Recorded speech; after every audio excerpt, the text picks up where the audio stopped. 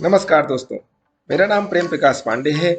आज अपने channel HFMQ India पर क्वालिटी टॉपिक में MSc लेकर के आए हैं। MSc का पार्ट 1 हमने पहले डिस्कस किया हुआ है, जो कि लिंक में मैं शेयर कर दूंगा। उसके बारे में आप नॉलेज ले सकते हैं, जो कि हमारा QMS कोर टूल है। इसका पार्ट 2 आज हम डिस्कस करेंगे। तो चैनल को चलिए सब्सक्राइब नहीं किया है, सब्सक्राइब कर लीजिए और देखते हैं यह MSc का पार्ट 2।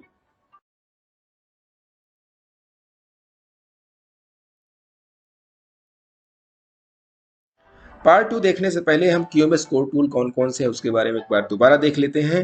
तो हमारे जो 5 कोर टूल्स हैं वो कौन कौन से हैं। पहला कोर टूल है हमारा APQP, advance product quality planning. दूसरा है हमारा PPAP, product part approval process. तीसरा है हमारा MSc, मेजरमेंट सिस्टम एनालिसिस, जिसके बारे में आज डिस्कस कर रहे हैं। और चौथा है हमारा SPC, स्टैटिकल प्रोसेस कंट्रोल। और पांचवा है हमारा FMEA, failure mode effect analysis. तो ये हमारे 5 कोर टूल हैं, जिसमें से हमने तीसरा कोर टूल लिया हुआ है और 2 कोर टूल भी हमने डिस्कस कर लिए हैं और उसको लिंक में शेयर कर दूंगा, जिससे आप चलिए आज के वीडियो पहले के वीडियो में हमने क्या देखा था उसके बारे में थोड़ा सा बता देते हैं। पार्ट 1 में MSc क्या है उसके बारे में देखा था, MSc की हिस्ट्री क्या है उसके बारे में देखा था, QMS की रिक्वायरमेंट क्या थी उसके बारे में भी देखा था, और MSc हम क्यों करते हैं इसके बारे में जाना था, और मेजरमेंट सिस्टम की एरर्स कौन कौन सी होती हैं उनके बारे में देखा था। आज के वीडियो में हम देखने वाले हैं एक्यूरेसी एंड प्रिसीजंस क्या है, बायस, लीनियरिटी, स्टेबिलिटी, रिपीबिलिटी और रिप्रोड्यूसिबिलिटी क्या क्या है उसके बारे में जानेंगे। एक अच्छे मेजरमेंट सिस्टम की क्वालिटी क्या होती है उसके बारे में जानेंगे। हमारा ये पार्ट 2 है, पार्ट 3 भी हम बनाएंगे जिसमें हम और भी चीज़ें जानेंगे, क्योंकि MSc बहुत बड़ा पार्ट है, तो थोड़ा थोड़ा करके हम इसको सीखते रहेंगे। चलिए आगे। एक्यूरेसी एंड प्रिसीजंस क्या है। एक्यूरेसी हमारी, जबकि पहले भी हमने डिफिनीशन आपको शेयर किया हुआ था कि जब किसी भी पार्ट को मेजर करते हैं तो जो वैल्यू आती है या मिलती है उस पार्ट की एक्चुअल वैल्यू से में बीच में जो डिफरेंस होता है उसको एक्यूरेसी कहते हैं। एक तरीके की एरर होती है। ऐसे ही प्रिसीजंस होता है कि जब हम किसी एक ही पार्ट को एक ही इंस्ट्रूमेंट से अलग अलग बार मेजर करते हैं और उनके रिजल्ट में कुछ अंतर आता है तो उसे हम प्रिसीजंस कहते हैं। एक्यूरेसी एंड प्रिसीजंस को पिक्चर के माध्यम से हम देख लेते हैं। जैसे कि पहला पिक्चर हमारा है, देखिए इसमें सेंटर पॉइंट के आसपास हमारे ये ब्लैक पॉइंट है जो कि सेंटर से दूर है, तो इसलिए ये हमारा इनएक्यूरेट है और इम्प्रिसाइज है।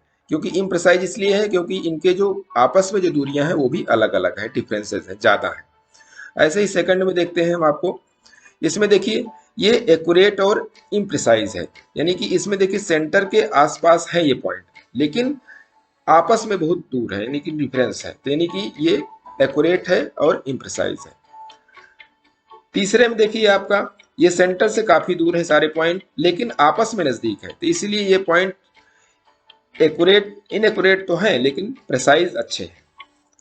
ऐसे ही अगर यहाँ पे बात करें इसमें, तो देखिए ये सेंटर के पास में है, सारे सेंटर में है और एक दूसरे के नजदीक भी हैं, तो इसलिए ये एक्यूरेट भी है और प्रिसाइज भी है। चलिए और आगे भी देखते हैं इसके बारे में।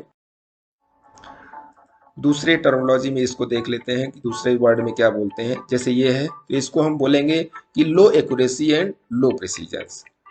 दूसरा हमारा ये है, इसको बोलेंगे high accuracy and low precision. High accuracy क्यों? क्योंकि ये सेंटर के पास में सारे आ गए हैं। लो प्रिसीजन इसलिए है क्योंकि ये आपस में इनकी दूरियां अलग अलग हैं।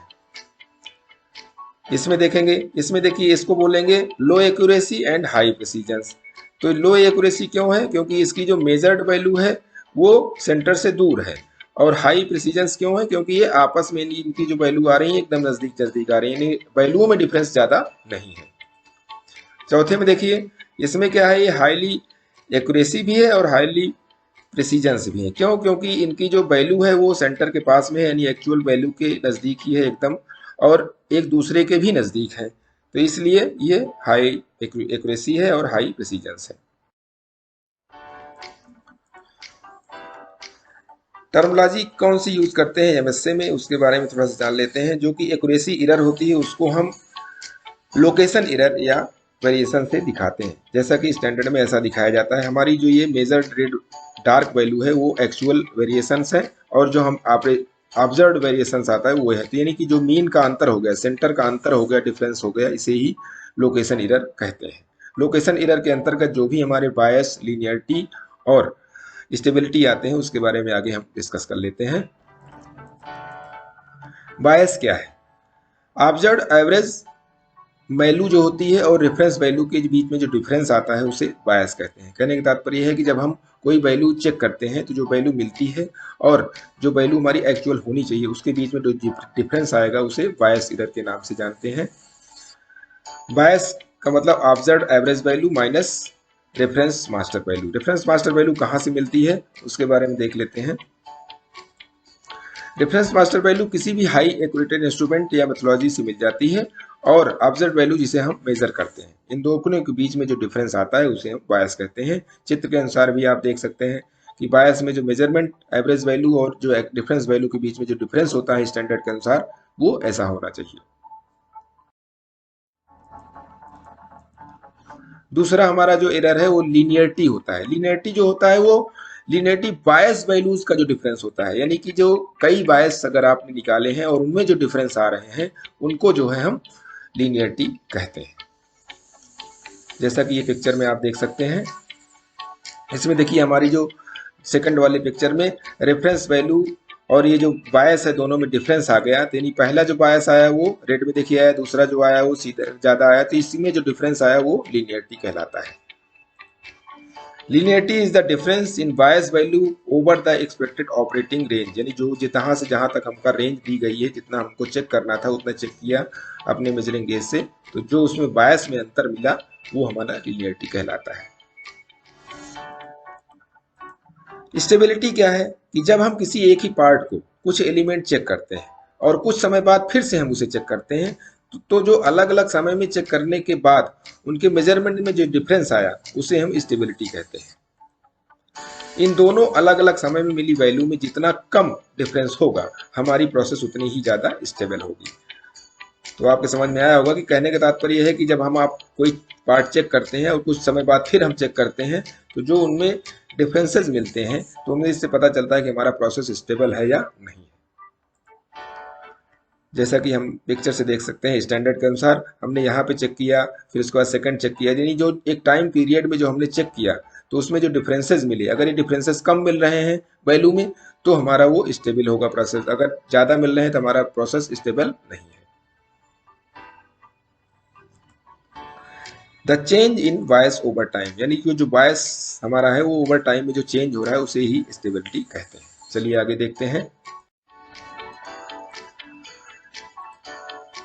जो हमारा प्रिसीजन एरर होता है जिसको हम स्प्रेड एरर या विड्थ वेरिएशन बोलते हैं, उसको स्टैंडर्ड के अनुसार ऐसे दिखाते हैं। ये देखिए इसमें विड्थ में एरर आपको दिखाया कि जो ऑब्जर्व्ड वैल्यू थी और एक्चुअल वैल्यू जो है वो दोनों में देखिए डिफरेंस है, तो वो जो है हमारा ये प्रिसीजन एरर या स्प्रेड एरर बोलते हैं। इसके अंतर्गत हमारे दो आते हैं जो कि आगे हम डिस्कस करते हैं।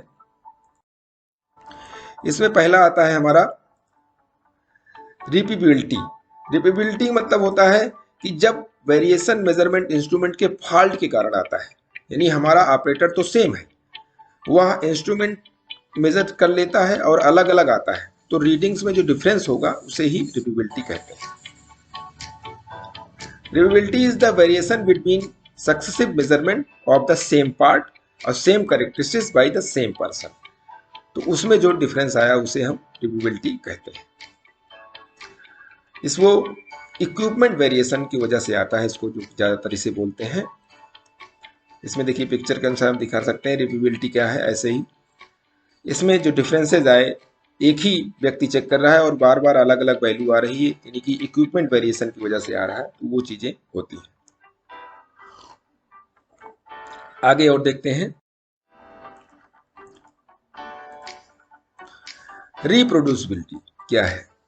यह वेरिएशन एप्राइजर के कारण आता है। इसमें यानी सेम पार्ट होता है, सेम इंस्ट्रूमेंट होता है, जिसको चेक करने में अलग अलग लोग होते हैं, तो जो मेजरमेंट में वैल्यू अलग अलग आती है उसे हम रिप्रोड्यूसिबिलिटी कहते हैं। यानी कि चेक करने वाले अलग अलग होते हैं, एक या एक से दो से अधिक हो सकते हैं, कम से कम दो से अधिक लोगों को होना चाहिए एमएससी करने के लिए। Reproducibility is the difference in the average of the measurement made by the different people using the same instrument, the same measuring of identical characteristics and same pieces। यानी कि पीस भी आपका सेम होगा, जैसा कि मैंने पहले हिंदी में बताया, सेम पीस होगा, सेम इंस्ट्रूमेंट होगा, लेकिन चेक करने वाले अलग अलग होंगे, उनमें जो डिफरेंस मिलेगा उसे हम रिप्रोड्यूसिबिलिटी कहते हैं, जिसको कॉमन अप्रेजर वेरिएशंस एबी के नाम से जाना जाता है। जैसा कि आप पिक्चर में देख सकते हैं, ऑपरेटर 1 की वैल्यू यहाँ पे आई, ऑपरेटर वैल्यू पे आई, दोनों में जो डिफरेंस आया वो उसको बोलते हैं रिप्रोड्यूसिबिलिटी। हैं अच्छे मेजरमेंट सिस्टम की क्या क्वालिटी होनी चाहिए उसके बारे में जान लेते हैं। जो इंस्ट्रूमेंट हम प्रयोग करने वाले हैं वो आपके सिस्टम के वेरिएशन को कैप्चर कर रहा है कि नहीं कर रहा है। अगर कैप्चर कर रहा है तो वो सेंसिटिव होना चाहिए, होगा। इसका मतलब टॉलरेंस जो आपकी है उसको मेजर कर पा रहा है कि नहीं कर पा रहा है, वो आपको जानना जरूरी है। तो इसके लिए आपका जो 10 रूल होता है, 10-1 रूल कहा जाता है। कहने का तात्पर्य यह है कि अगर आपका 10 माइक्रोन की टॉलरेंस दी गई है जो कि आप मेजरमेंट है, तो और उसका आपका जो इंस्ट्रूमेंट है उसका लीस्ट काउंट 1 माइक्रोन होना चाहिए, यानी उसका 10वां भाग होना चाहिए लीस्ट काउंट, तभी आपकी वो सेंसिटिव रिक्वायरमेंट को रूल को फॉलो करेगा, नहीं तो आपका मेजरमेंट वैल्यू सही से नहीं आएगी। इसके अलावा मेजरमेंट सिस्टम में भी स्टैटिकल कंट्रोल होना चाहिए, मीन्स उसमें कॉमन क्लास होनी चाहिए, स्पेशल क्लास नहीं होनी चाहिए। कॉमन क्लास आपको मैं एक एग्जांपल्स के थ्रू बता देता हूं कि जैसे मान लीजिए 10 से 5 के बीच में उसमें डिफरेंस आ रहा है बीच में इसके, अगर 10 के ऊपर चला गया, 15 चला गया, 16 चला गया, तो वो कॉमन क्लास नहीं हो गया, वो स्पेशल क्लास हो गया। तो इसी तरीके से जो वेरिएशंस है वो कॉमन क्लास वेरिएशन से ही हम एमएसए को चेक करते हैं।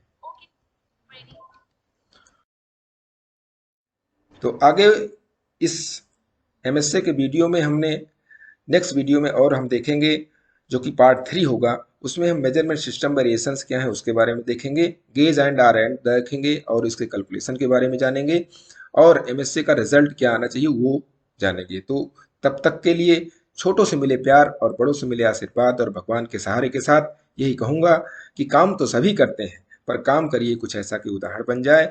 आज का जो टॉपिक है आपको अच्छा लगा तो लाइक कीजिए, अपने इष्ट मित्रों में भी शेयर कीजिए और कमेंट्स कीजिए अगर कुछ चीज़ समझ में नहीं आई है तो, और चैनल को अभी तक सब्सक्राइब नहीं किया सब्सक्राइब कर लीजिए, और नया टॉपिक नए पार्ट को पाने के लिए प्रेस बेल आइकन।